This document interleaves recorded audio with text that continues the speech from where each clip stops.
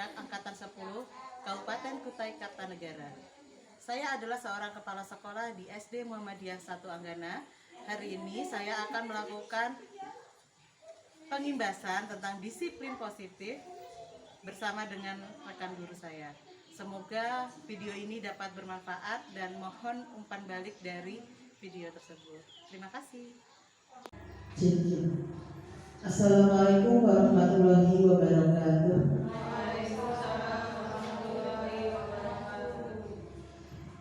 Selamat pagi, salam sejahtera bagi kita semua. Semoga pada pagi hari ini semuanya dalam keadaan sehat walafiat. Pada hari ini kami berdua akan melakukan pengimbasan disiplin positif pada kegiatan komunitas belajar kita pada hari ini.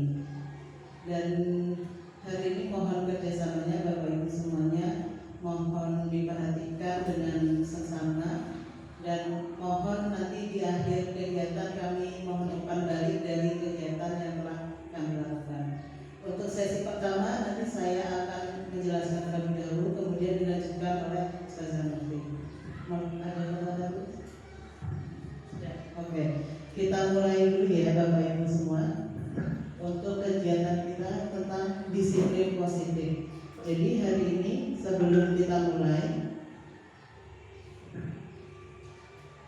saya akan mengingatkan tentang keyakinan mobil yang sudah kita buat pada pertemuan sebelumnya, yaitu yang pertama saling menghargai sesama anggota, kedua mengangkat tangan ketika ingin menyampaikan pendapat, ketiga memperhatikan apabila ada yang berbicara, yang keempat handphone di mode hening, dan yang kelima menjaga kebersihan ruangan. Ini kesepakatan yang sudah kita buat pada pertemuan sebelumnya. Selanjutnya, tujuan kegiatan kita pada pagi hari ini yaitu calon guru penggerak dapat menyampaikan pembelajaran dari penerapan konsep inti dari modul budaya positif serta pemahaman mereka mengenai konsep-konsep inti dalam modul budaya positif. Ketika kita mendengar kata disiplin, apa yang terbayang di benak Anda? Apa yang terlintas di pikiran Anda? Kata disiplin, Bu, pasti kan sudah sering ya mendengar kata disiplin. Mungkin kalau Bapak Ibu semua mendengar kata disiplin, apa sih yang ada terlintas kata di pikiran Bapak Ibu semuanya? Mungkin ada yang bisa menjawab? Disiplin, mentaati peraturan, apalagi Bu? Melakukan kegiatan tepat waktu. Yang lain? Oke, kita lanjut dulu. Nah, apakah Bapak Ibu setuju bahwa disiplin itu adalah hukuman? Tidak. Oke, tidak ya Bapak Ibu ya. Kenapa? Pasti ada alasan kenapa Bapak Ibu memilih bahwa disiplin itu bukan hukuman. Karena disiplin itu sebuah kebiasaan yang baik. Kenapa Pak? Disiplin menurut saya itu kebiasaan yang baik. Pembiasaan. Disiplin itu pembiasaan menurut Mbak Indah. Ya benar sekali, disiplin itu bukan hukuman. Disiplin itu cara kita untuk membuat menumbuhkan diri siswa bahwa pembiasaan atau karakter yang terbiasa, pembiasaan yang seperti misalkan tepat waktu dan lainnya, itu adalah contoh disiplin. Lanjut saja. Nah, dalam budaya kita makna kata disiplin ini dimaknai menjadi sesuatu yang dilakukan seseorang pada orang lain untuk mendapatkan kepatuhan, bahwa harus patuh. Kita cenderung menghubungkan kata disiplin dengan ketidaknyamanan. Biasanya aturan, kedisiplinan itu dengan aturan sekolah biasanya seperti itu ya. Itu konteks yang sebelumnya kita pahami seperti itu. Bapak pendidikan kita Ki Hajar Dewantara itu menyatakan bahwa di mana ada kemerdekaan, disitulah harus ada disiplin yang kuat. Sungguh pun disiplin itu bersifat self-disiplin, atau yaitu kita sendiri yang mewajibkan kita dengan sekeras-kerasnya. Jadi bukan dari orang lain. Jadi untuk disiplin itu bagusnya berasal dari intrinsik atau dari diri sendiri. Karena kalau kita sudah mendisiplinkan diri, pasti akan imbasnya itu ke orang lain juga akan biasanya menjadi contoh atau teladan. Kalau memang kita tidak bisa mendisiplinkan diri, maka orang lain yang akan mendisiplinkan. Jadi ada cara, yaitu seperti di sini kan ada unsur intrinsik dan ekstrinsik. Selanjutnya saja. Definisi disiplin. Jadi kata disiplin itu dari bahasa Latin disiplina, yang artinya itu belajar. Kata disiplin juga berasal dari akar kata yang sama dengan disciple atau murid atau pengikut. Seseorang memiliki disiplin diri berarti mereka bisa bertanggung jawab terhadap apa yang dilakukannya, karena mereka mendasarkan tindakan mereka pada nilai kebajikan universal. Sebagai pendidik, tujuan kita adalah menciptakan anak yang memiliki disiplin diri sehingga mereka bisa berperilaku dengan mengacu pada nilai kebajikan universal dan memiliki motivasi intrinsik. Nah, seperti tadi yang saya bilang, motivasinya intrinsik bukan ekstrinsik. Kalau intrinsik ini berasal dari diri siswanya, jadi dia sudah mendisiplinkan dirinya sendiri. Misalkan dia harus mandiri, harus misalkan bangun pagi, dia sudah menanamkan dari dirinya, saya harus bangun pagi. Jangan berdasarkan ekstrinsik, misalkan kalau saya bangun pagi nanti, kalau misalkan saya tidak bangun pagi nanti dimarahin ibu, nah dimarahin ustazah, atau nanti kalau saya telat ke sekolah nanti dimarahin bu guru. Itu bukan ya seperti itu, karena itu berasal dari unsur ekstrinsik. Nah, tugas kita sebagai guru bagaimana sih kita harus menumbuhkan motivasi intrinsik pada diri siswa. Salah satu caranya yaitu dengan menjadi teladan, memberikan contoh kepada mereka. Selanjutnya saja nih. Mengapa kita melakukan segala sesuatu? Bagaimana menurut Anda? Apakah Anda melakukan sesuatu untuk mendapatkan senyuman? Biasanya melakukan sesuatu supaya diberikan hadiah, atau melakukan sesuatu karena hukuman. Jadi motivasi itu ada 3. Selanjutnya saja ada 3. Nih, 3 motivasi perilaku manusia. Yang pertama itu untuk menghindari ketidaknyamanan atau hukuman. Yang kedua untuk mendapatkan imbalan atau penghargaan dari orang lain. Dan yang ketiga untuk menjadi orang yang mereka inginkan dan menghargai diri sendiri dengan nilai-nilai yang mereka percaya. Menurut Bapak Ibu semua, baik yang mana antara ketiga motivasi ini? Apakah ketidaknyamanan, hukuman, atau imbalan, atau yang ketiga untuk menjadi diri sendiri, maksudnya ingin dari diri sendiri? Yang ketiga, sepakat ya, saya juga seperti itu. Lebih baik itu yang ketiga, yaitu menumbuhkannya dari diri sendiri. Karena kalau tidak ada paksaan, biasanya itu anak-anak akan lebih nyaman dan merasa, oh saya tidak dipaksa untuk melakukan sesuatu, atau saya tidak mengharapkan imbalan. Kalau biasanya anak-anak mengharapkan imbalan, setelah dia melakukan ternyata tidak dapat, itu pasti mereka akan kecewa. Kecewa, dan itu akan berdampak buruk pada dirinya. Selanjutnya, di sini saya akan menjelaskan perbedaan antara hukuman, konsekuensi, dan restitusi. Apa sih bedanya hukuman, konsekuensi, dan restitusi? Di sini bisa kita lihat kalau hukuman itu adalah sesuatu yang menyakitkan dan harus terjadi. Kalau konsekuensi itu sesuatu yang harus terjadi, harus ya berarti wajib. Kalau restitusi itu merupakan pilihan. Contoh nih ya, untuk hukuman. Hukuman ini bukan belum ada dalam peraturan, maksudnya tindakan yang spontan terjadi saat itu juga. Misalkan anak-anak ada yang memukul temannya, terus dipanggil dihukum suruh berdiri di depan kelas seperti itu kan hukuman ya Bu ya, karena langsung dengan tindakan spontan tanpa, misalkan kalau yang konsekuensi ini sudah ada dalam keyakinan, maksudnya kita sudah buat keyakinan kelas, kemudian dilanggar, dan di situ ada konsekuensinya. Nah, yang terakhir ini adalah restitusi. Untuk restitusi itu adalah cara untuk mencari solusi dari masalah yang dilakukan anak atau kesalahan yang dilakukan oleh anak. Kalau hukuman berarti dia itu spontan terjadi saat itu juga, dan dia itu terkesan membuat anak itu merasa sakit, ataupun baik itu fisik ataupun mental. Nah, kalau konsekuensi ini adalah sudah ada di keyakinan kelas sebelumnya, sudah dibuat keyakinan atau kesepakatan, sudah disepakati. Misalkan nanti kalau dibuat kesepakatan kelas, kalau misalkan tidak tidak mengerjakan tugas, konsekuensinya harus mengerjakan di sekolah, misalkan seperti itu, tetap mengerjakan. Nah, itu adalah konsekuensi. Kalau hukuman biasanya menyakitkan bagi siswa. Kalau konsekuensi, walaupun itu menyakitkan, tapi karena itu sudah kesepakatan, jadi memang harus tetap dilakukan. Nah, yang terakhir restitusi. Untuk restitusi nanti lebih jelasnya lagi akan dipaparkan oleh Ustazah Mufti.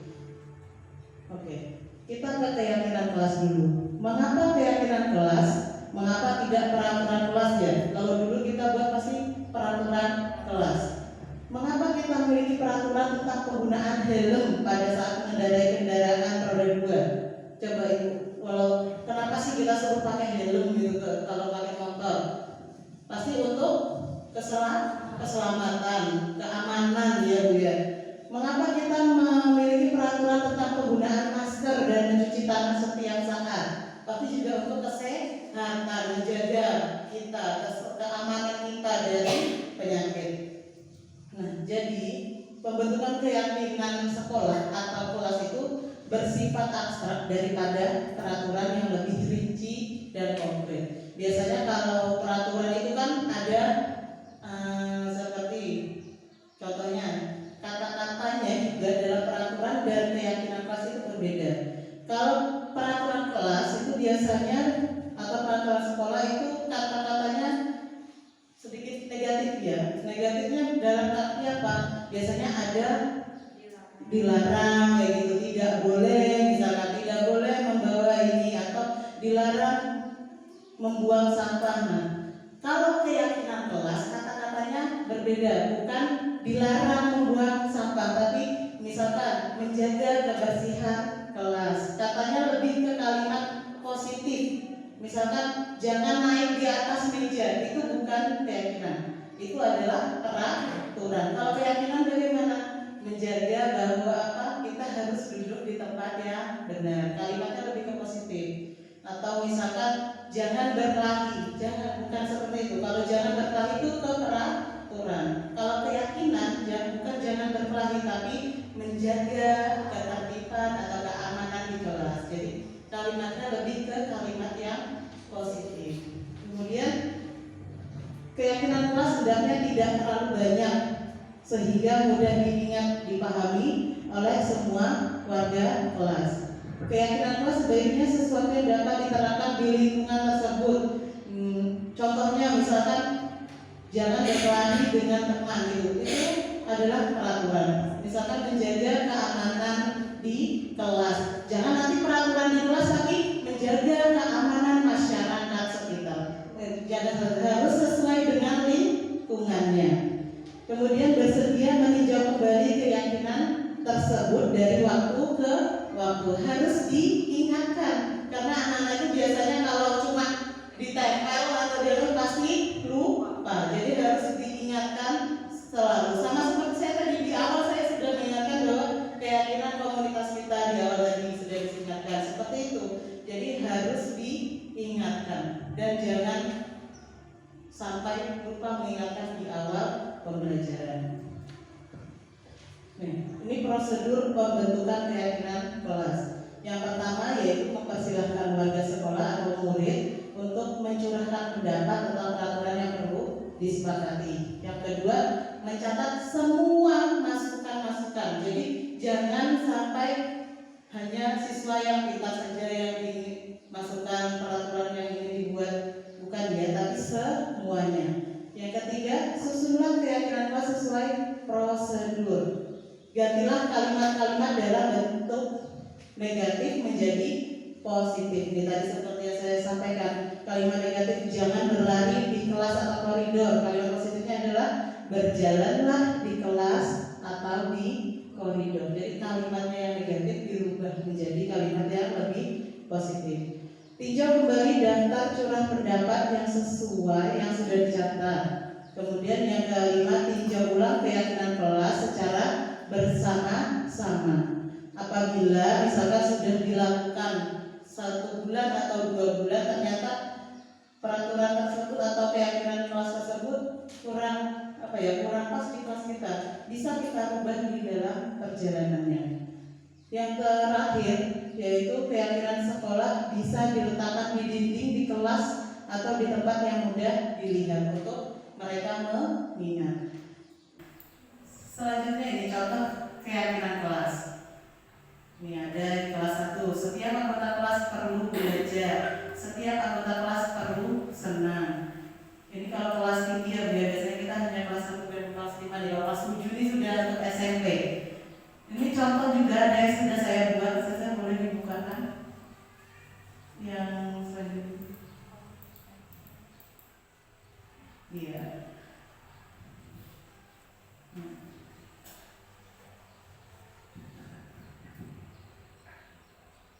Ini contoh keyakinan kelas yang pernah saya buat. Ini di kelas 3 saat itu mata pelajaran kemuhamadiahan.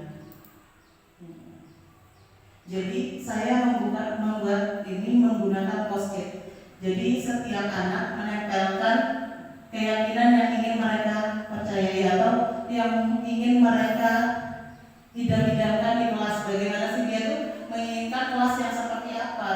Jadi mereka menempelkan di papan tulis saat itu menggunakan post-it. Setelah ditempelkan, nah baru kita sepakat saja. Ya, di sini. Di sini kita kelompokkan yang kalimat yang sama. Maaf ini mungkin agak berat ya Bu ya. Jadi dikelompokkan yang sekiranya mirip antara pernyataan-pernyataan yang dibuat oleh siswa kita. Kita samakan di sini, kemudian baru saya buat di filenya gitu supaya terlihat rapi. Jadi saya buatkan seperti ini. Masuk kelas tepat waktu, belajar dengan semangat, jaga kebersihan kelas.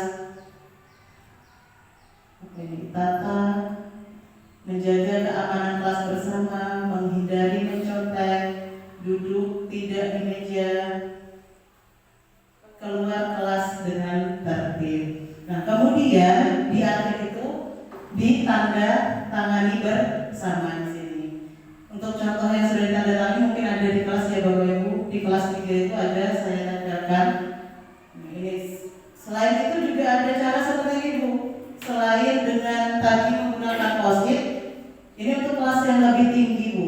Untuk kelas yang lebih tinggi kemarin menuliskan langsung apa yang ingin mereka yakini di papan tulis. Karena kalau sudah kelas tinggi kan tulisannya sudah agak rapi dan lebih cepat mereka menyampaikan. Kebetulan juga kelasnya ini tidak begitu banyak kemarin, cuma 11 siswa di sini, jadi langsung di papan tulis. Ini bisa seperti ini. Kita kembali. Oke, sudah semangat ya. Sebelum kita lanjut ke restitusi bersama Ustazah Mufti, kita ice breaking dulu ya. Iya. Ya semangat nih. Berdiri dong, minta tolong mau berdiri. Siang-siang ini kan biar geraknya semua gerak. Oke. Kita ke panjang dan pendek dulu. Ular itu panjang. Ular itu panjang. Cacing itu pendek. Jadi kalau ular itu panjang, cacing itu pendek. Sekarang saya rubah. Kalau ular itu kan panjang, tapi tangannya harus pendek. Jadi kalau saya sebut ular, tangannya pendek. Kalau cacing panjang. Ular pendek. Panjang. Ular panjang, cacing pendek. Ya. Jadi kalau yang disebut benar, tapi gerakannya salah.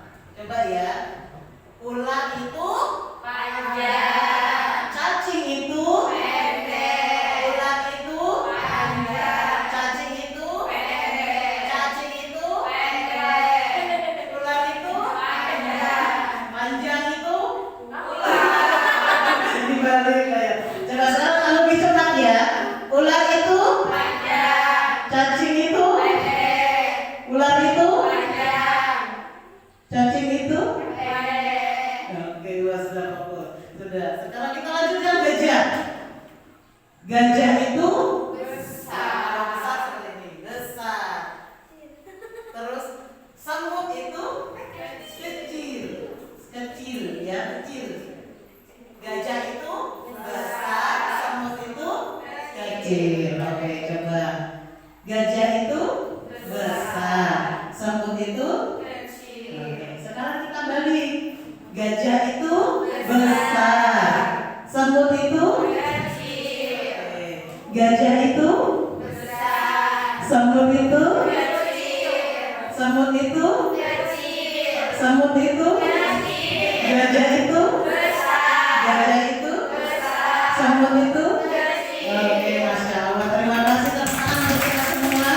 Oke, mungkin itu saja dari saya. Selanjutnya saya serahkan kepada Ustazah Mufti untuk melanjutkan. Monggo Ustazah.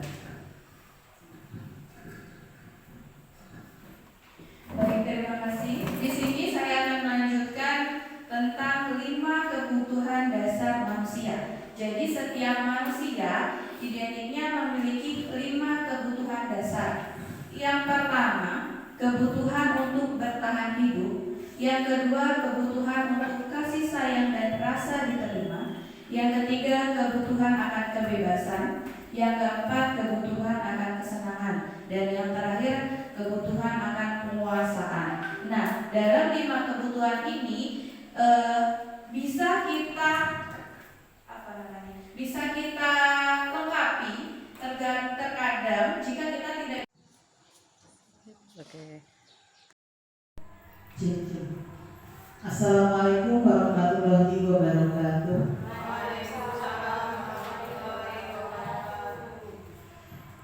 Selamat pagi, salam sejahtera bagi kita semua. Semoga pada pagi hari ini semuanya dalam keadaan sehat walafiat. Pada hari ini kami berdua akan melakukan pengimbasan disiplin positif pada kegiatan komunitas belajar kita pada hari ini. Dan hari ini mohon kerjasamanya Bapak Ibu semuanya, mohon diperhatikan dengan sesama, dan mohon nanti di akhir kegiatan kami mohon umpan balik dari kegiatan yang telah kami lakukan. Untuk sesi pertama nanti saya akan menjelaskan terlebih dahulu, kemudian dilanjutkan oleh Ustazah Mufti. Ada kata lagi? Sudah. Oke, kita mulai dulu ya Bapak Ibu semua. Untuk kegiatan kita tentang disiplin positif. Jadi hari ini sebelum kita mulai, saya akan mengingatkan tentang keyakinan mobil yang sudah kita buat pada pertemuan sebelumnya, yaitu yang pertama saling menghargai sesama anggota, kedua mengangkat tangan ketika ingin menyampaikan pendapat, ketiga memperhatikan apabila ada yang berbicara, yang keempat handphone di mode heading, dan yang kelima menjaga kebersihan ruangan. Ini kesepakatan yang sudah kita buat pada pertemuan sebelumnya. Selanjutnya, tujuan kegiatan kita pada pagi hari ini yaitu calon guru penggerak dapat menyampaikan pembelajaran dari penerapan konsep inti dari modul budaya positif serta pemahaman mereka mengenai konsep-konsep inti dalam modul budaya positif. Ketika kita mendengar kata disiplin, apa yang terbayang di benak Anda? Apa yang terlintas di pikiran Anda?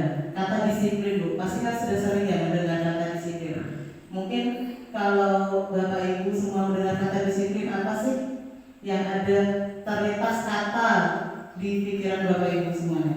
Mungkin ada yang bisa menjawab? Disiplin, mentaati peraturan, apalagi Bu? Melakukan kegiatan tepat waktu. Yang lain? Oke, kita lanjut dulu. Nah, apakah Bapak Ibu setuju bahwa disiplin itu adalah hukuman? Tidak. Tidak. Oke, tidak ya Bapak Ibu ya. Kenapa? Pasti ada alasan kenapa Bapak Ibu memilih bahwa disiplin itu bukan hukuman. Karena disiplin itu sebuah kebiasaan yang baik. Kenapa Mbak? Disiplin menurut saya itu pembiasaan yang baik. Oke, pembiasaan. Disiplin itu pembiasaan menurut Mbak Indah. Ya benar sekali, disiplin itu bukan hukuman. Disiplin itu cara kita untuk membuat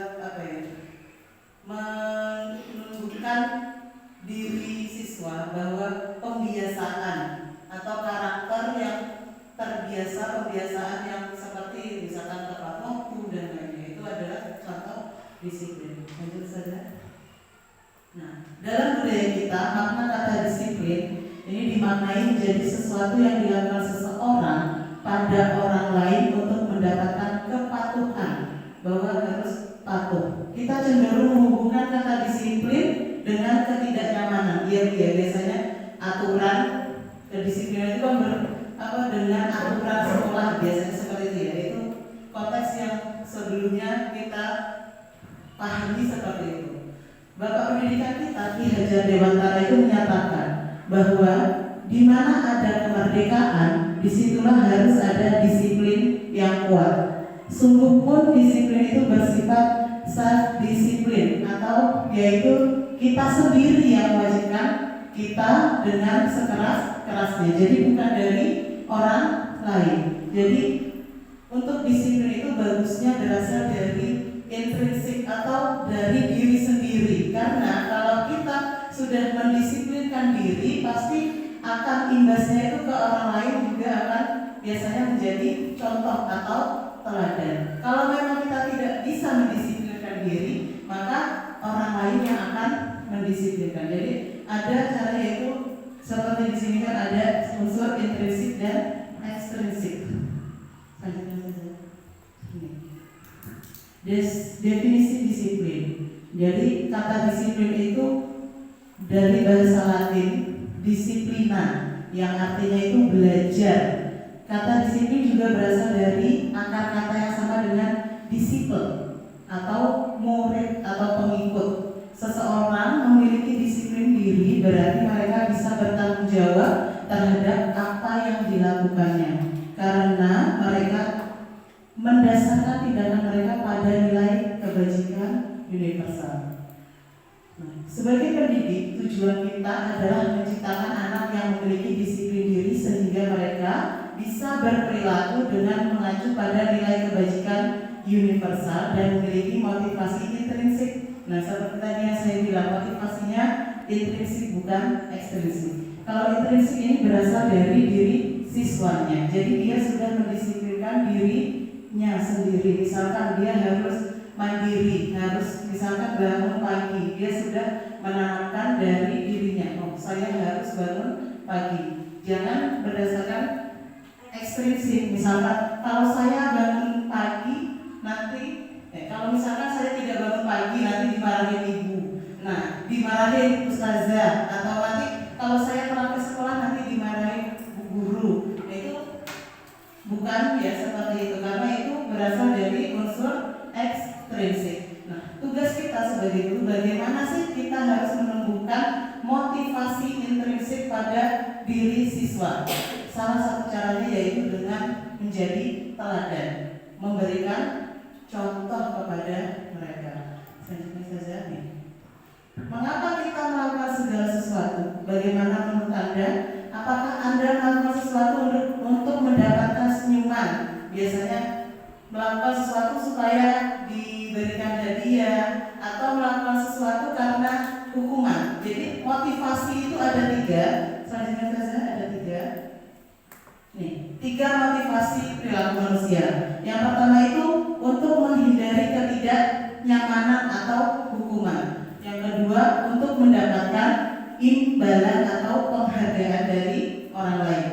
Dan yang ketiga untuk menjadi orang yang mereka inginkan dan menghargai diri sendiri dengan nilai-nilai yang mereka percaya. Menurut Bapak Ibu semua, baik yang mana antara ketiga motivasi ini? Apakah ketidaknyamanan, hukuman, atau imbalan, atau yang ketiga untuk menjadi diri sendiri, maksudnya ingin dari diri sendiri? Yang ketiga, sepakat ya, saya juga seperti itu. Lebih baik itu yang ketiga, yaitu menumbuhkannya dari diri sendiri. Karena kalau tidak ada paksaan, biasanya itu anak-anak akan lebih nyaman dan merasa, oh saya tidak dipaksa untuk melakukan sesuatu, atau saya tidak mengharapkan imbalan. Kalau biasanya anak-anak mengharapkan imbalan, setelah dia melakukan ternyata tidak dapat, itu pasti mereka akan kecewa. Kecewa, dan itu akan berdampak buruk pada dirinya. Selanjutnya, di sini saya akan menjelaskan perbedaan antara hukuman, konsekuensi dan restitusi. Apa sih bedanya hukuman, konsekuensi, dan restitusi? Di sini bisa kita lihat kalau hukuman itu adalah sesuatu yang menyakitkan dan harus terjadi. Kalau konsekuensi itu sesuatu yang harus terjadi, harus ya berarti wajib. Kalau restitusi itu merupakan pilihan. Contoh nih ya untuk hukuman. Hukuman ini bukan belum ada dalam peraturan, maksudnya tindakan yang spontan terjadi saat itu juga. Misalkan anak-anak ada yang memukul temannya terus dipanggil dihukum suruh berdiri di depan kelas seperti itu kan hukuman ya Bu ya, karena langsung dengan tindakan spontan tanpa misalkan. Kalau yang konsekuensi ini sudah ada dalam keyakinan, maksudnya kita sudah buat keyakinan kelas kemudian dilanggar dan di situ ada konsekuensinya.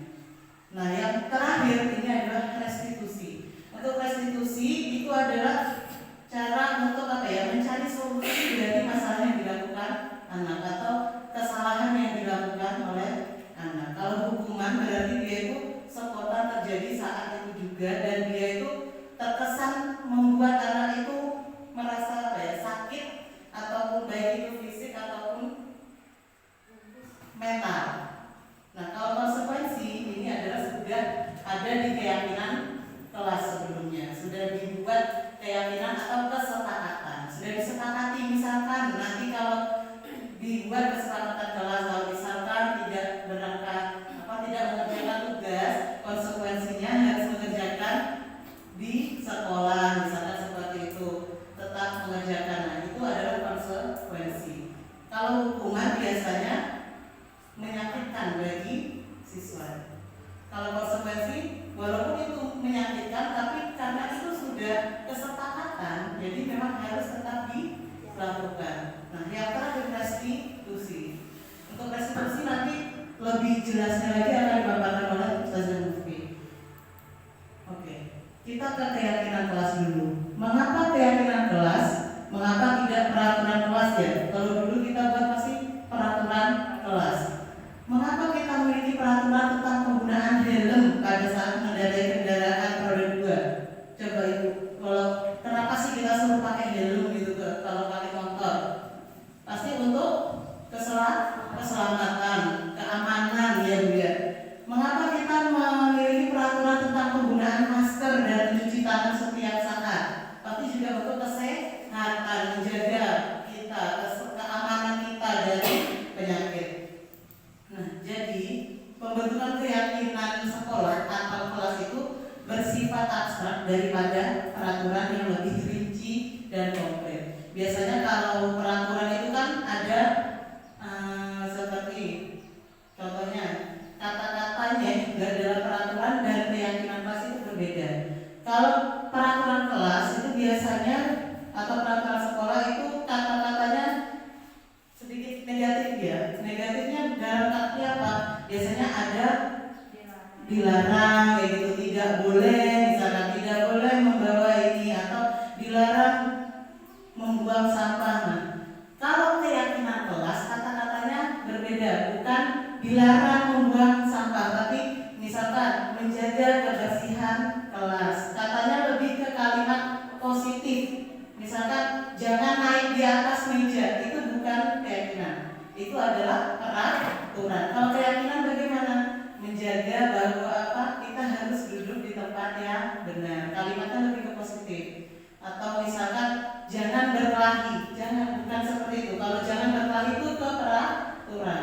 Kalau keyakinan bukan jangan berkelahi, tapi menjaga ketertiban atau keamanan di kelas. Jadi kalimatnya lebih ke kalimat yang positif.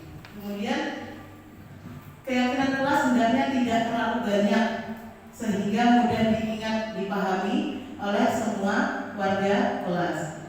Keyakinan kelas sebaiknya sesuatu yang dapat diterapkan di lingkungan tersebut. Contohnya misalkan jangan berkelahi dengan teman itu adalah peraturan. Misalkan menjaga keamanan di kelas. Jangan nanti peraturan di kelas tapi menjaga keamanan masyarakat sekitar. Jangan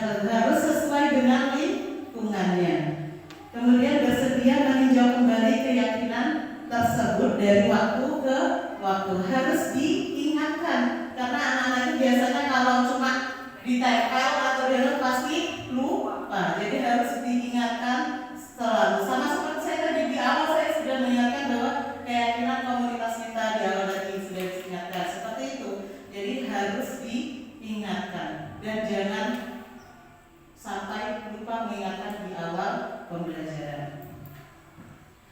Nih, ini prosedur pembentukan keyakinan kelas. Yang pertama yaitu mempersilahkan warga sekolah atau murid untuk mencurahkan pendapat tentang peraturan yang perlu disepakati. Yang kedua, mencatat semua masukan-masukan. Jadi jangan sampai hanya siswa yang kita saja yang dimasukkan peraturan yang ingin dibuat, bukan ya, tapi semuanya.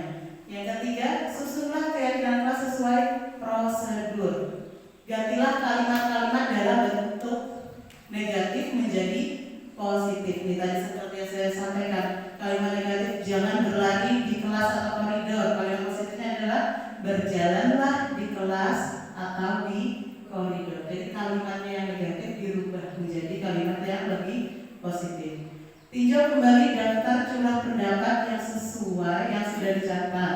Kemudian yang kelima, tinjau ulang keyakinan kelas secara bersama-sama. Apabila misalkan sudah dilakukan 1 bulan atau 2 bulan ternyata peraturan tersebut atau keyakinan kelas tersebut kurang pas di kelas kita, bisa kita rubah di dalam perjalanannya. Yang terakhir yaitu keyakinan sekolah bisa diletakkan di dinding di kelas atau di tempat yang mudah dilihat untuk mereka mengingat. Selanjutnya ini contoh keyakinan kelas. Ini ada di kelas 1, setiap anggota kelas perlu belajar, setiap anggota kelas perlu senang. Ini kalau kelas tinggi ya, biasanya kita hanya kelas 1 dan kelas 5, di kelas 7 ini sudah untuk SMP. Ini contoh juga ada yang sudah saya buat, saya boleh dibukakan. Yang selanjutnya. Iya.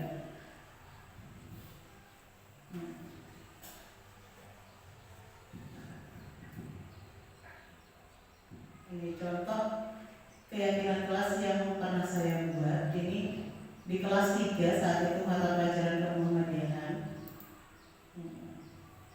Jadi saya membuat ini menggunakan post-it. Jadi setiap anak menempelkan keyakinan yang ingin mereka percayai atau yang ingin mereka idam-idamkan di kelas. Bagaimana sih dia tuh menginginkan kelas yang seperti apa.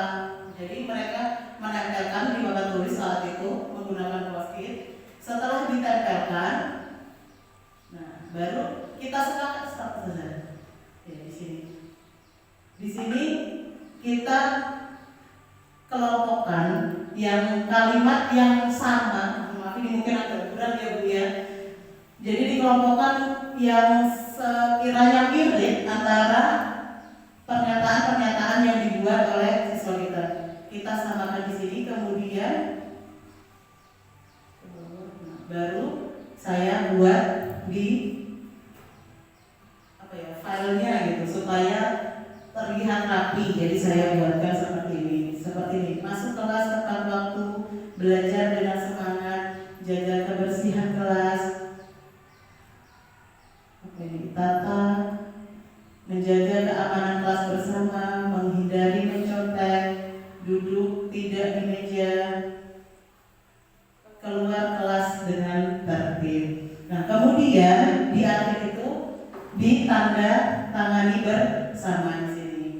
Untuk contoh yang sudah ditandatangani mungkin ada di kelas ya Bapak Ibu. Di kelas 3 itu ada saya tandakan. Ini selain itu juga ada cara seperti ini Bu. Selain dengan tadi menggunakan post-it, ini untuk kelas yang lebih tinggi Bu. Untuk kelas yang lebih tinggi kemarin menuliskan langsung apa yang ingin mereka yakini di papan tulis. Karena kalau sudah kelas tinggi kan tulisannya sudah agak rapi dan lebih cepat mereka. Kebetulan juga kelasnya ini tidak begitu banyak Bu kemarin, cuma 11 siswa di sini, jadi langsung di papan tulis. Ini bisa seperti ini. Kita kembali.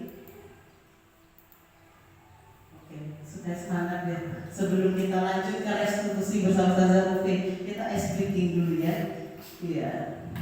Ya semangat. Berdiri dong, minta tolong mau berdiri. siang-siang ini kan biar gerak ya semua gerak. Oke. Kita ke panjang dan pendek dulu. Ular itu panjang. Ular itu panjang. Cacing itu pendek. Jadi kalau ular itu panjang, cacing itu pendek. Sekarang saya rubah. Kalau ular itu kan panjang, tapi tangannya harus pendek. Jadi kalau saya sebut ular, tangannya pendek. Kalau cacing panjang. Ular panjang. Ular panjang, cacing pendek. Ya. Jadi kalau yang disebut benar, tapi gerakannya salah. Coba ya. Ular itu panjang, cacing itu pendek, ular itu panjang, cacing itu pendek, cacing itu pendek, ular itu panjang, panjang itu ular, dibalik kayak. Coba sekarang lebih cepat ya. Ular itu panjang, cacing itu pendek, ular itu panjang, cacing itu. pendek. Oke, sudah fokus. Sudah. Sekarang kita lanjutkan gajah. Gajah itu Besar, besar seperti ini. Besar. Terus semut itu kecil. Kecil ya, kecil. Gajah itu besar, semut itu kecil. Oke, coba. Gajah itu besar, semut itu kecil, oke. Sekarang kita balik. Gajah itu besar, semut itu kecil, oke. Gajah itu besar, semut itu kecil, semut itu kecil, semut itu kecil, gajah itu besar, gajah itu besar, semut itu. kecil. Oke, Masya Allah. Terima kasih teman-teman bersama semua. Oke, mungkin itu saja dari saya. Selanjutnya saya serahkan kepada Ustazah Mukti untuk melanjutkan. Monggo Ustazah. Baik, terima kasih. Di sini saya akan melanjutkan tentang 5 kebutuhan dasar manusia. Jadi setiap manusia identiknya memiliki 5 kebutuhan dasar. Yang pertama, kebutuhan untuk bertahan hidup. Yang kedua, kebutuhan untuk kasih sayang dan rasa diterima. Yang ketiga, kebutuhan akan kebebasan. Yang keempat, kebutuhan akan kesenangan. Dan yang terakhir, kebutuhan akan penguasaan. Nah, dalam 5 kebutuhan ini bisa kita lengkapi terkadang jika kita tidak yang negatif. Saya jelaskan dulu. Untuk kebutuhan bertahan hidup, biasanya di sini orang itu ingin merasa aman atau siswa itu merasa dirinya itu aman. Yang kedua, kebutuhan akan kasih sayang dan rasa diterima. Biasanya di sini siswa-siswi atau seseorang merasa ingin diperhatikan karena mungkin mereka kurang perhatian. Jadi mungkin kalau di rumah, nanti saya jelaskan lebih lanjut. Saya jelaskan artinya dulu. Sementara untuk kebebasan di sini perlu banyak untuk bergerak atau mencoba hal-hal yang baru. Yang keempat, kebutuhan akan kesenangan, yaitu menikmati apa yang dilakukan. Dan yang terakhir tentang penguasaan, di sini dianggap berharga, diakui atau dihormati. Saya contohkan kebutuhan untuk bertahan hidup. Misalnya kita bicara di sekolahan, kebutuhan untuk bertahan hidup. Contohnya di dalam suatu kelas terdapat, saya contohkan namanya misalnya Ulfa. Jadi Ulfa ini setiap hari ketika jam istirahat, temannya yang di samping ini setiap hari membawa bekal. Dari rumah bawa bekal, dibawakan orang tua. Sementara si Ulfa tidak pernah membawa bekal ke sekolah. Akhirnya si Ulfa ini selalu ingin merecoki temannya, atau selalu ingin, kalau bisa kita bilang, memalak atau meminta bekal dari teman yang ada di sampingnya ketika jam istirahat. Dan temannya di samping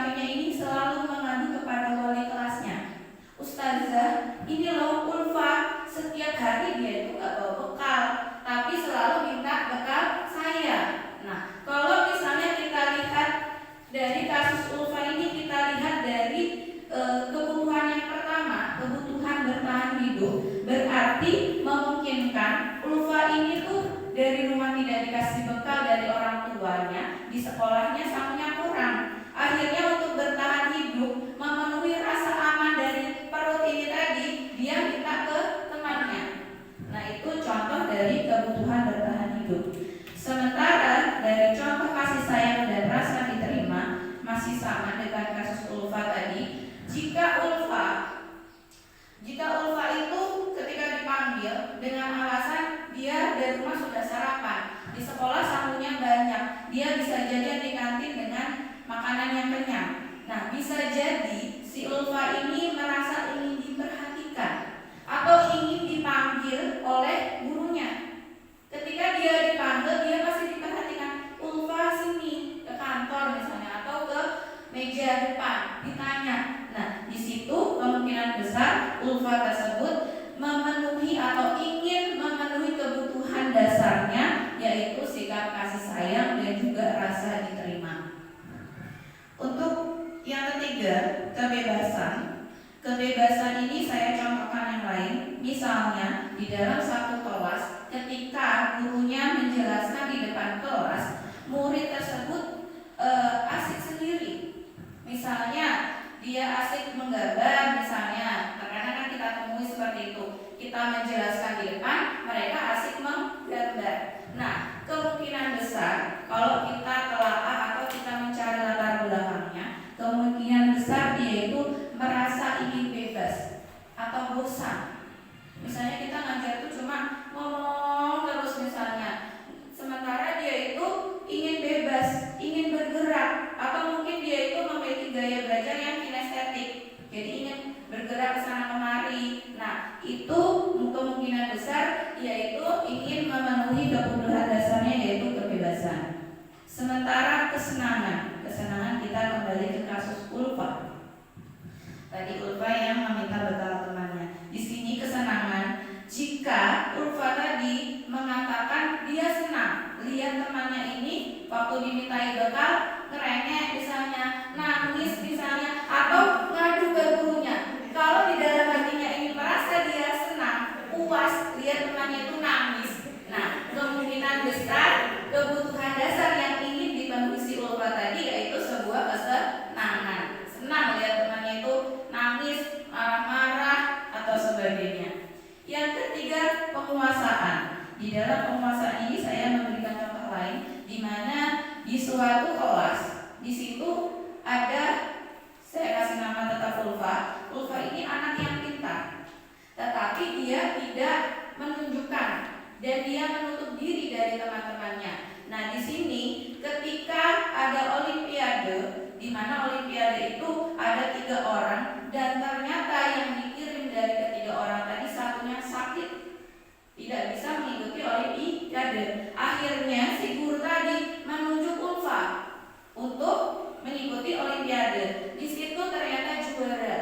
Ketika juara tadi, nah Ulfa ini bisa memenuhi kebutuhan dasarnya yaitu penguasaan atau dia diakui oleh orang lain. Karena kalau misalnya yang tadinya diam, jarang temannya ngajak bermain, ternyata ketika dia mendapatkan prestasi, sebuah prestasi, temannya mau ngajak bermain. Ayo kita main ini. Karena kan mungkin temannya dulu karena si Ulfa ini pendiam, sekarang sudah punya prestasi, dilihat dari banyak orang, akhirnya dia mau membuka diri atau temannya mau mendatanginya. Nah, gitu saja. Di sini ada 5 posisi kontrol yang tadi sudah dijelaskan dengan Ustaz Zakaria, ada menghukum. Di sini 5 posisi kontrol itu yang diterapkan oleh seorang guru. Yang pertama ada posisi menghukum, yang kedua membuat merasa bersalah, yang ketiga posisi kontrol sebagai teman, yang keempat posisi kontrol sebagai pemantau, dan yang terakhir sebagai manajer. Nah, dari kelima posisi kontrol ini ada posisi kontrol yang benar-benar berhasil kita jalankan dan itu berhasil dan dampaknya baik bagi murid, dan ada pula yang berdampak buruk, Jadi dua yang terbawah, menghukum dan memuat rasa bersalah, ini termasuk posisi kontrol yang gagal.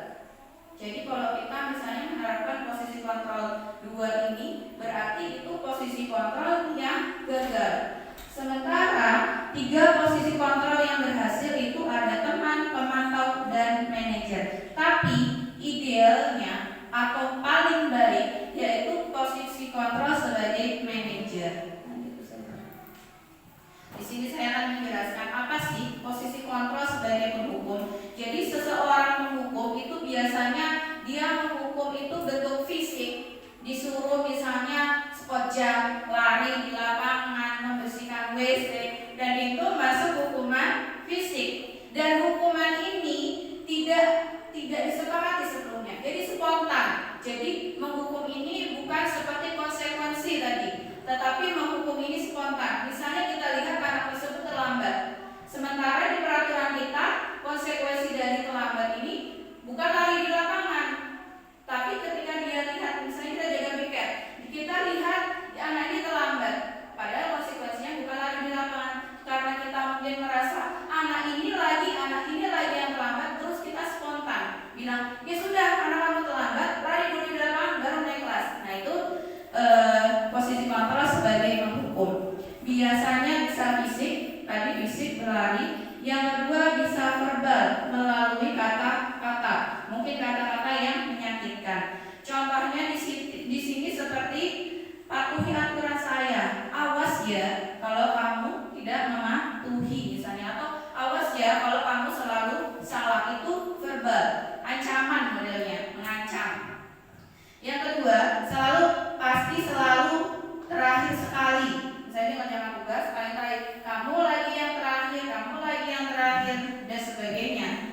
Nah, menghukum ini biasanya atau memiliki ciri-ciri nada suaranya tinggi, kemudian patahnya melotot, jari menunjuk-nunjuk, menghardit atau mengacak pinggang dan juga membentak. Ini ciri-cirinya. Dampaknya sendiri bagi siswa yaitu murid menjadi pendendam. Jadi dia dendam, mungkin dia tidak mengutarakan tapi di dalam hatinya dongkol. Kemudian dia mungkin tidak menyukai gurunya. Guru ini lagi yang jaga tiket katanya. Lanjutnya Ustazah. Yang kedua, membuat merasa bersalah. Nah, posisi ini masih masuk posisi yang gagal. Posisi ini biasanya guru akan bersuara lembut. Pembuat merasa bersalah akan menggunakan keheningan membuat orang lain merasa tidak nyaman, bersalah atau rendah diri. Kata-kata yang keluar seperti, ibu kecewa sekali sama kamu, atau berapa kali bapak harus memberitahu kamu. Gimana coba kalau orang tua kamu tahu berbuat begini. Nah, di posisi kontrol ini biasanya atau ciri-cirinya nada suaranya lemah atau pelan atau merasa kayak sedih. Kemudian bahasa tubuhnya itu merapat anak dan juga lesu. Misalnya di sini saya contohkan di sekolahan, misalnya ada anak yang salah nih dia. Salah, kemudian kita ini, aduh kamu gak kasihan kak sama ustazah, saya dia jadi wali kelas, ustazah ini loh sering ditegur kepala sekolah karena kamu buat masalah. Nah itu contohnya. Ya itu yang tidak baik. Jadi ketika mempelajari ini sebenarnya bukan di diri saya sendiri juga sedikit tertampar ya. Ketika kita mempelajari ini, ternyata apa yang sudah pernah kita lakukan kemarin salah, dan itu ada dampaknya buat murid. Contoh lain, kamu lagi kenapa sih kok nakal misalnya, ustazah ini sering ditegur kepala sekolah karena kamu buat ulah, dipanggil lagi ke kantor misalnya. Nah ini jadi menimbulkan atau dampak bagi siswa, mereka jadi merasa bersalah, rendah diri, bahkan bisa jadi dia menarik dirinya dari lingkungannya. Jadi dia nggak mau bergaul misalnya karena tadi merasa dirinya aku disalahkan ini, aku salah ini. Jadi dia akhirnya karena dia tadi buat ulah, dia diem di kelas, nggak mau bermain sama temannya, takut nanti tersulut disalahkan. Padahal lain dia yang salah. Saya seperti itu. Yang ketiga, nah di sini posisi kontrol sebagai teman mungkin sudah masuk posisi kontrol yang tidak gagal, namun juga tidak benar. Maksudnya di sini dia tidak gagal, tidak salah, tetapi kurang baik misalnya. Di sini pada posisi kontrol sebagai teman, di sini kita tidak akan menyakiti murid, namun akan tetap berupaya mengontrol murid melalui persuasi. Posisi teman pada guru biasanya bisa negatif ataupun positif. Positif di sini berupa hubungan baik yang terjadi antara guru dan murid. Posisi teman, hubungan baik humor untuk memengaruhi seseorang, mereka biasanya berkata, ayo bantulah demi bapak nak, katanya. Yang kedua, ayo ingat tidak bantuan bapak selama ini. Ingat tidak bantuan bapak selama ini. Yang ketiga, ya sudahlah kali ini tidak apa-apa, nanti ibu bereskan. Nah di sini kalau hal yang negatif dari posisi sebagai teman adalah bila suatu saat guru tersebut tidak membantu atau tidak masuk, murid mungkin akan kecewa. Kemudian ciri-cirinya ramah, jadi guru itu ramah, akrab, suka bercanda, bahasa tubuhnya mungkin merapat pada murid, mata dan senyum dinampak. Contohnya saya contohkan misalnya di dalam suatu kelas, misalnya wali kelas, maaf jadi saya contohkan wali kelas.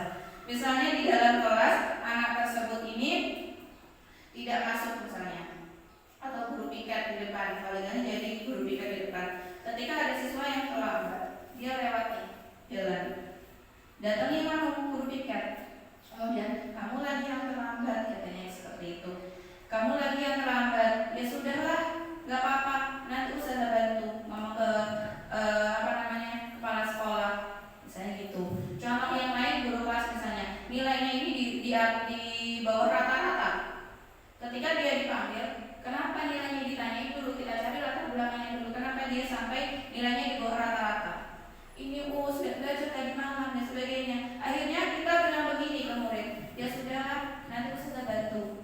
Nanti saya naikkan menjadi KKM. Nah ini posisi sebagai teman, beres saja nanti, tenang aja. Nah itu sebagai teman. Ya apa aja katanya. Nah yang ketiga, dampaknya murid ini akan tidak mandiri. Jadi dia cenderung memanfaatkan mungkin, atau dia tidak jadi mandiri, tidak jadi apa-apa, karena dia tergantung sama guru yang ada di sekolah. Ternyata gurunya nggak ada. Pasti gurunya nggak ada, digantikan guru yang baru. Nah, akhirnya di situ dampaknya murid jadi tidak mandiri, atau mungkin dia jadi malas belajar karena gurunya baru, nanti nggak ditolong sama guru yang baru, misalnya seperti itu. Yang ketiga di sini yaitu posisi sebagai pemantau atau mengawasi. Di sini guru mengawasi, kita bertanggung jawab atas perilaku orang lain yang kita awasi. Posisi pemantau berdasarkan pada peraturan-peraturan dan juga konsekuensi. Jadi pemantau ini dia berbicara akan data dan juga konsekuensi. Jadi kalau pemantau ini sudah punya aturan. Kalau yang tadi penghukum itu nggak ada aturan yang jelas, spontan. Kalau pemantau ini ada aturan yang jelas, sudah disepakati bersama atau sudah dibuat keyakinan kelas sebelumnya. Kemudian di sini diajukan pertanyaan-pertanyaan seperti peraturan apa yang telah kamu lakukan, sanksi apa sih, konsekuensinya apa. Kemudian seorang pemantau sangat mengandalkan penghitungan, jadi dihitung, dicatat. Datanya tepat digunakan sebagai bukti atas perilaku seseorang. Posisi ini akan menggunakan stiker atau slip catatan daftar cek. Posisi pemantau sendiri berawal dari teori stimulus respon yang menunjukkan tanggung jawab guru dan penonton murid. Ciri-cirinya, suaranya datar, bahasa tubuhnya formal. Nah, kalau saya contohkan di sekolahan, mungkin kalau pemantau ini menjaga guru piket, di mana guru piket itu kan sudah punya data. Siapa siswa-siswi yang terlambat, hari apa saja, jamnya jam berapa. Nah, kalau kita memposisikan diri kita sebagai pemantau, kita nih di depan piket, kita lihat, oh anak ini lagi yang terlambat, dipanggil, datangi guru piket, ditanya, kenapa kok terlambat? Terus konsekuensinya apa ya? Kalau misalnya terlambat ke sekolah, kamu ini udah beribuan kali atau 5 kali atau 3 kali terlambat.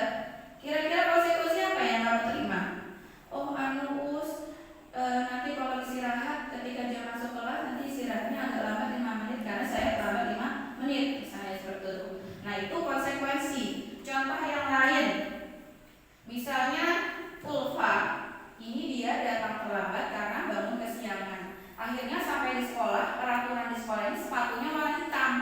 Dia salah bawa sepatunya yang dibawa warna putih misalnya. Karena dia tadi terburu-buru ingin mengejar supaya nggak terlambat, akhirnya dia pakai warna putih. Sampai di sekolahan gurunya ini manggil, kenapa terlambat? Anu Pak, tadi anu misalnya seperti itu. Akhirnya ingat tidak peraturan di sekolah kita tentang sepatu? Ingat Pak? Apa coba warnanya? Warna hitam. Oke. Peraturan kelas kita apa? Kalau pakai sepatu warna hitam disuruh pulang lagi ganti sepatu. Itu peraturannya. Jadi kalau misalnya dia melanggar peraturan, nggak pakai warna hitam, suruh pulang lagi ngambil sepatu. Tapi karena ini masih jauh, rumahnya jauh, nggak mungkin dia kembali lagi. Kalau dia kembali pulang akan memakan waktu. Akhirnya si gurunya kan dia bilang, ya sudahlah, kalau gitu kamu lepas sepatu dulu, seharian tidak pakai kaos kaki, tidak pakai sepatu. Nah, di sini kalau kita buat cerita seperti itu masih masuk pemantau, bukan penghukum. Kenapa kok bukan penghukum? Karena ini yang di konsekuensinya ini masih masalah sepatu. Jadi kalau kita ngasih peraturan terus konsekuensinya masih masalah barang yang sama, maka itu masih masuk pemantau. Tapi kalau misalnya lupa tidak pakai sepatu warna hitam, dihukumnya lari di lapangan atau membersihkan WC. Nah itu konteksnya sudah jauh dari kata sepatu atau jauh dari kesalahannya dia yaitu sepatu. Nah itu mas, kalau misalnya dia membersihkan WC atau lari di lapangan, maka itu masih masuk posisi kontrol sebagai penghukum.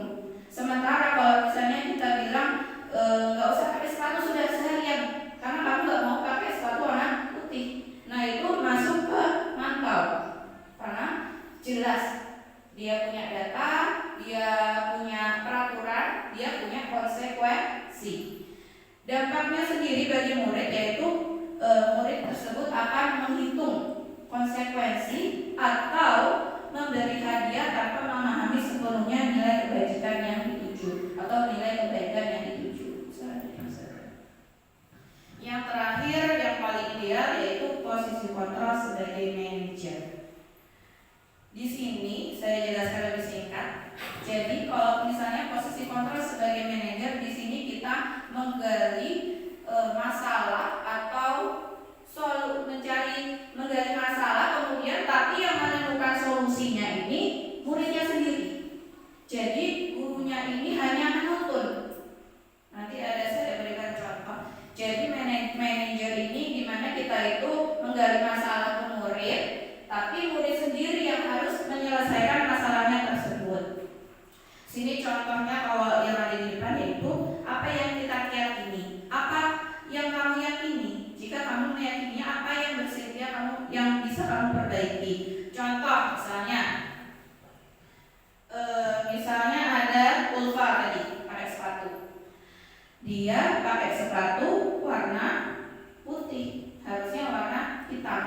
Waktu kita di depan kita tanya, kenapa pakai sepatu warna putih? Ini lampu-lampunya kesiangan, cepat-cepat nggak lihat warna sepatu. Oke, melakukan kesalahan itu hal yang wajar. Jadi gurunya mengatakan melakukan kesalahan itu hal yang wajar, tidak apa-apa. Tapi harus tahu, harusnya solusinya kalau supaya kamu nggak kesiangan itu bagaimana? Kata si Ulfa. Jadi muridnya sendiri yang memecahkan masalahnya. Jadi oh iya harusnya saya bangunnya lebih pagi, tidurnya nggak kemalaman, atau memasang jam waker atau alarm supaya bangunnya tidak kesiangan. Terus cara lain menyiapkan sepatu warna putih sudah tersedia di rak sepatu. Jadi kalau berangkat sekolah ya sudah yang hitam itu yang dipakai. Dampaknya bagi murid akan menjadi mandiri, percaya diri, dan juga dapat menyelesaikan masalahnya secara sendiri atau mandiri. Kita masuk topik selanjutnya. Di sini segitiga restitusi. Jadi tadi restitusi sudah dijelaskan sedikit oleh Ustazah Karyati. Di sini restitusinya kita tambahin segitiga. Jadi segitiga restitusi ini merupakan suatu proses dialog yang dijalankan oleh orang tua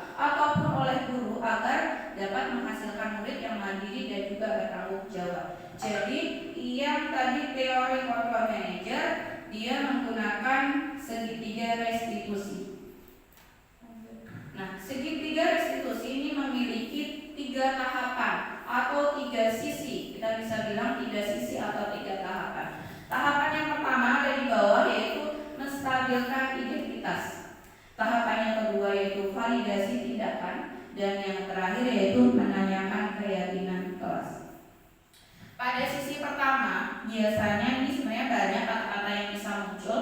Di sini kita buat contoh, kasih 2. Yang pertama contohnya, kita bisa berkata kepada anak, setiap orang pasti punya kesalahan. Seperti saya contohkan tadi, setiap orang pasti punya kesalahan. Yang kedua, kamu bukan satu-satunya orang yang pernah berbuat salah.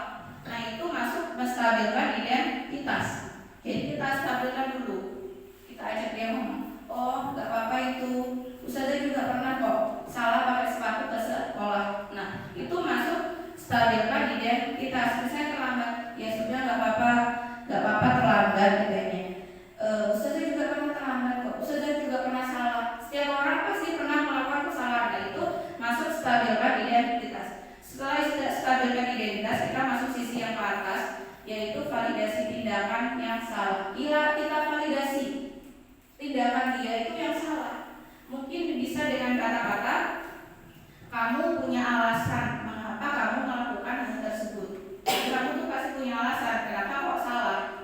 Yang kedua, adakah cara yang lebih efektif untuk mendapatkan apa yang kamu butuhkan.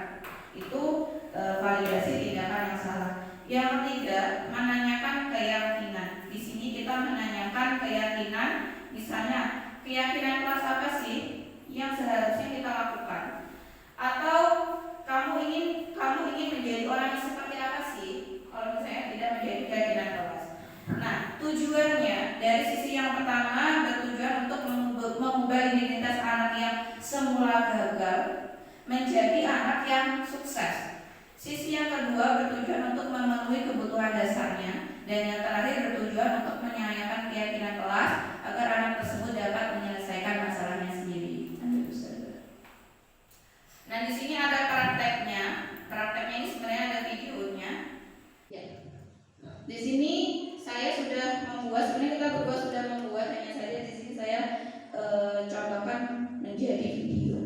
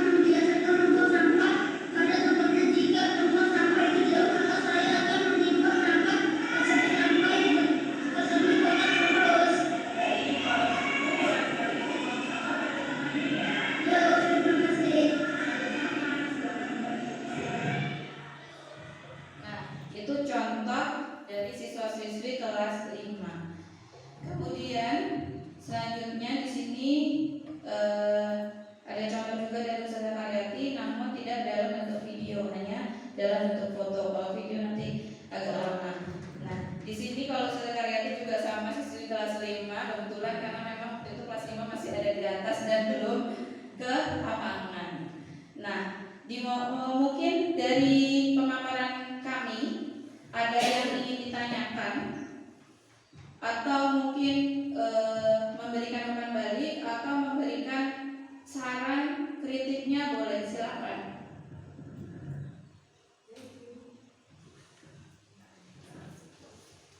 Atau berbagi pengalaman juga boleh. Tanggapan. Atau membagi tanggapan juga tidak apa-apa. Silakan, Ustazah.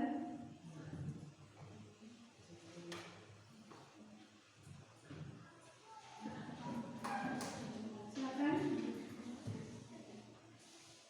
Ustazah Retno mungkin ada yang ingin ditanyakan?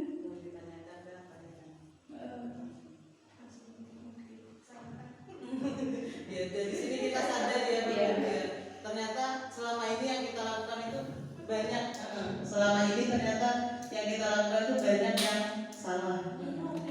Bukan ibu aja, saya juga merasa wah ternyata selama ini yang saya lakukan ini ke anak-anak itu salah gitu kan. Yang saya lakukan sudah kita menghakimi, ya kan, merasa sudah kita di awalnya sudah menghakimi anak tersebut. Ternyata kita harus langkah-langkahnya seperti itu tadi, seperti yang sudah Ustazah Mufti sampaikan. Kita harus menggunakan segitiga restitusi. Supaya apa? Supaya anak itu tidak dulu di depan. Dia merasa bahwa dia itu bukan membuat salah atau berbuat salah, tapi dia melakukan kesalahan. Dia menyadari dirinya melakukan kesalahan, bukan merasa saya ini bersalah. Jangan seperti itu. Karena kita sudah tahu ya, semoga nanti kedepannya kita bisa istiqomah melakukan memperbaiki kesalahan yang sudah kita lakukan, dan semoga apa yang kita sampaikan pada hari ini dapat bermanfaat untuk ibu-ibu semuanya. Dan mohon maaf, bukan kami di sini merasa sok pintar atau apapun. Kami di sini hanya mungkin kita lebih dulu mengetahui. Jadi kita membagikan apa yang sudah kita dapatkan supaya ilmu itu berjalan atau berlanjut ke semuanya. Mungkin ada yang mau bertanya, mungkin ada masih bingung yang tentang yang mana gitu kan. Terima kasih. Untuk yang tadi ada rasa bukan yang ada 5 poin itu, ada kebebasan atau apa tadi? Kebutuhan dasar. Iya, kebutuhan dasar.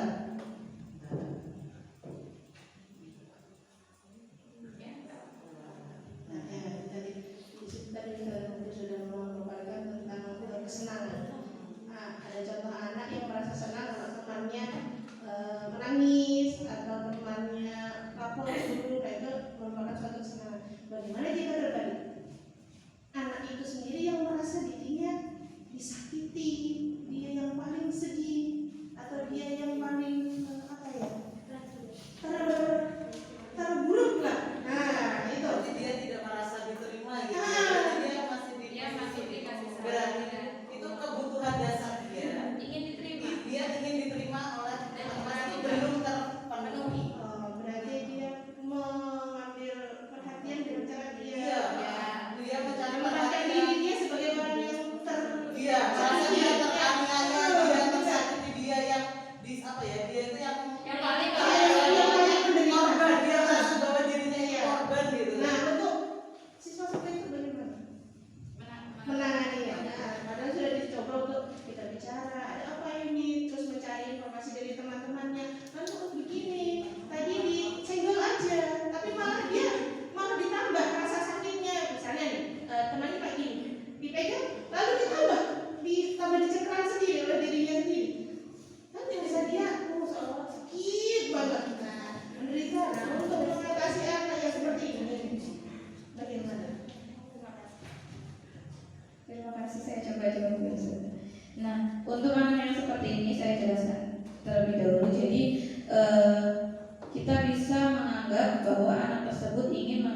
kebutuhan dasarnya, yaitu kasih sayang dan rasa diterima. Kan nggak mungkin nih anak nangis tiba-tiba nangis gitu aja, kan nggak mungkin. Pasti tadi kan ada apa namanya, alurnya, dipukul dulu.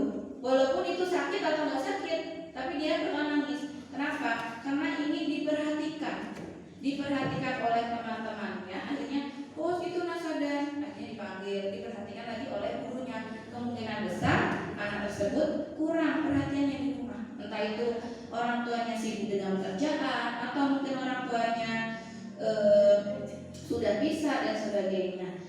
Kemudian untuk menangani anak tersebut bisa kita lakukan tadi segitiga restitusi juga bisa ya. Jadi kita panggil dulu anaknya, kita tanya dulu kenapa. Akhirnya dia memberi alasan diganggu oleh temannya. Alasannya pasti kan alasannya dia seperti itu. Tapi sebelumnya kita minta anak satunya yang ganggu tadi. Nah, di situ kita mencari dulu latar belakang atau masalahnya. Jadi nggak cuma yang nangis yang dipanggil, tapi yang mukul walaupun sedikit itu juga dipanggil. Jadi dua-duanya dipanggil. Si A ini misalnya ngomong, ini tadi aku dipukul sakit dan sebagainya, padahal nggak sakit. Nah kita tanya dulu, oh begitu. Yang satunya juga kita tanya, yang si B, si A dan si B kita tanya, kenapa kok tadi mukul temannya? Aku gemes dan sebagainya. Nah kemungkinan yang mukul tadi, kenapa dia mukul? Karena dia memenuhi kebutuhannya kesenangan. Dia senang lihat temannya ini nangis gitu loh. Jadi dia ingin memenuhi kebutuhannya itu. Berarti kan dua-duanya ingin memenuhi kebutuhannya. Karena di rumah tidak didapatkan, atau di sekolahan tidak, di luar tidak didapatkan dan sebagainya. Kemudian setelah kita menggali alasan keduanya, kita ajak, mencari kesenangan itu nggak apa-apa, nggak salah, tapi tempatnya harus benar. Atau ternyata anak ini pengen diperhatikan. Berarti kita perlu bantuan orang tua, koordinasi dengan orang tua. Jadi kita kondisikan dengan orang tuanya. Bu, kenapa ya ini kok setiap diganggu temannya, padahal lo gak sakit, tapi dia nangis. Apa kira-kira di rumahnya gimana kita tanyakan. Setelah itu kita validasi tindakannya.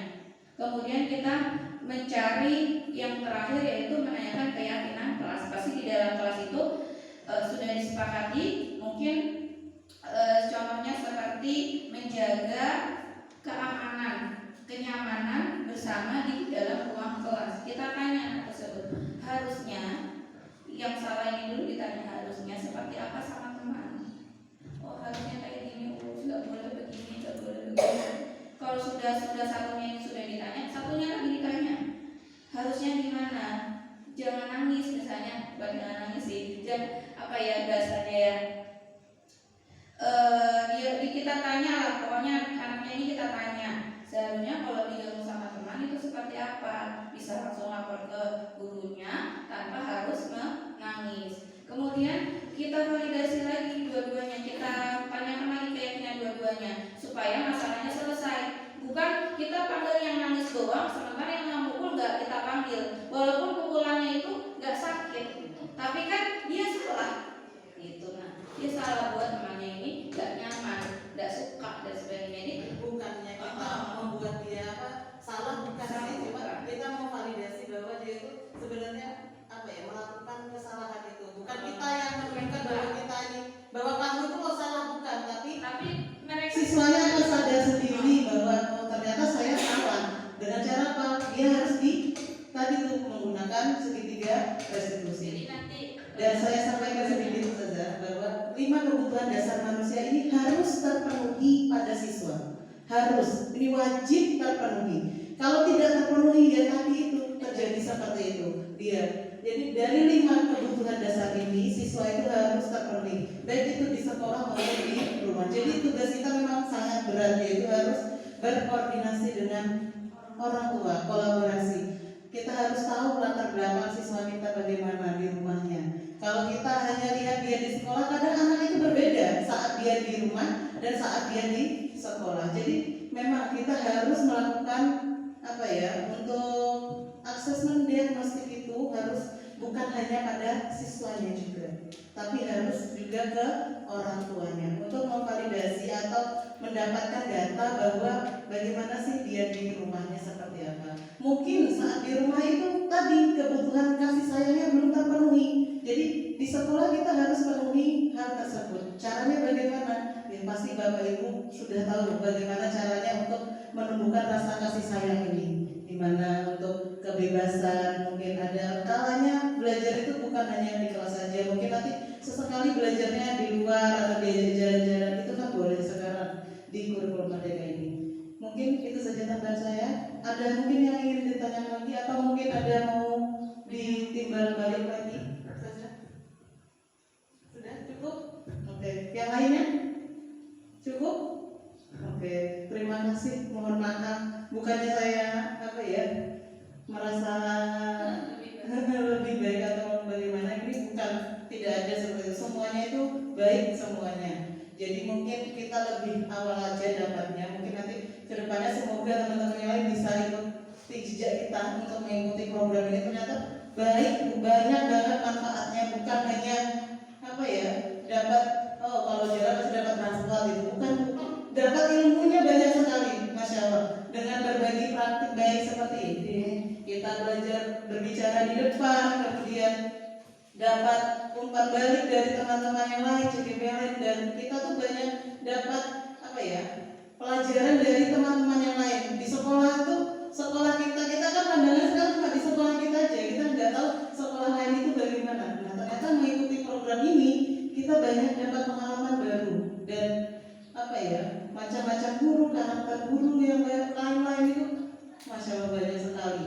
Kalau selama ini kita lihat karakter di sini kan rata-rata seperti ini semua ya, baik-baik gitu kan ya, sopan-sopan gitu. Ternyata ada nada bicara guru yang lain itu, ada yang nadanya itu gimana Bu ya, kayak orang marah, padahal bukan marah, memang nadanya gitu. Ternyata ada karakter yang seperti itu, masya Allah. Jadi semoga nanti kedepannya teman-teman yang lain bisa mengikuti kegiatan ini juga, semoga dimudahkan dan mohon doa restunya, semoga kami berdua dimudahkan dalam mengikuti kegiatan ini. Dan terima kasih untuk semuanya pada hari ini. Kami mohon maaf apabila ada kata yang salah dari kami berdua. Kami cukupkan sekian. Astagfirullah. Wassalamualaikum warahmatullahi wabarakatuh. Assalamualaikum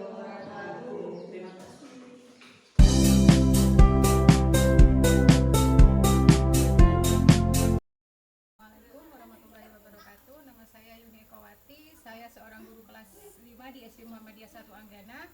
Saya akan memberikan umpan balik dari kegiatan diseminasi Ibu Karyati. Sebelumnya saya berpikir bahwa disiplin positif adalah aturan sekolah saja. Setelah pemaparan yang disampaikan Ibu Karyati, saya memahami bahwa disiplin positif adalah bukan merupakan suatu hukuman atau hadiah. Dan yang akan saya lakukan ke depannya adalah menerapkan kesepakatan sesuai dengan kesepakatan yang disepakati bersama. Assalamualaikum warahmatullahi wabarakatuh. Saya Linda Fatmawati, wali kelas 4 di SD Muhammadiyah 1 Anggana. Di sini saya akan memberikan umpan balik terkait kegiatan diseminasi yang telah dilakukan beberapa hari kemarin. Di sini saya akan memberikan umpan balik yaitu yang telah saya dapatkan materi dari diseminasi, yaitu penerapan segitiga restitusi yang sebelumnya belum terimplementasikan terkait di permasalahan siswa, dan kedepannya saya akan menerapkan segitiga restitusi untuk memecahkan masalah siswa agar pembelajaran ataupun akhlak dari siswa dan siswi di SD Muhammadiyah ini bisa lebih baik untuk kedepannya. Itu saja, terima kasih. Wassalamualaikum warahmatullahi wabarakatuh.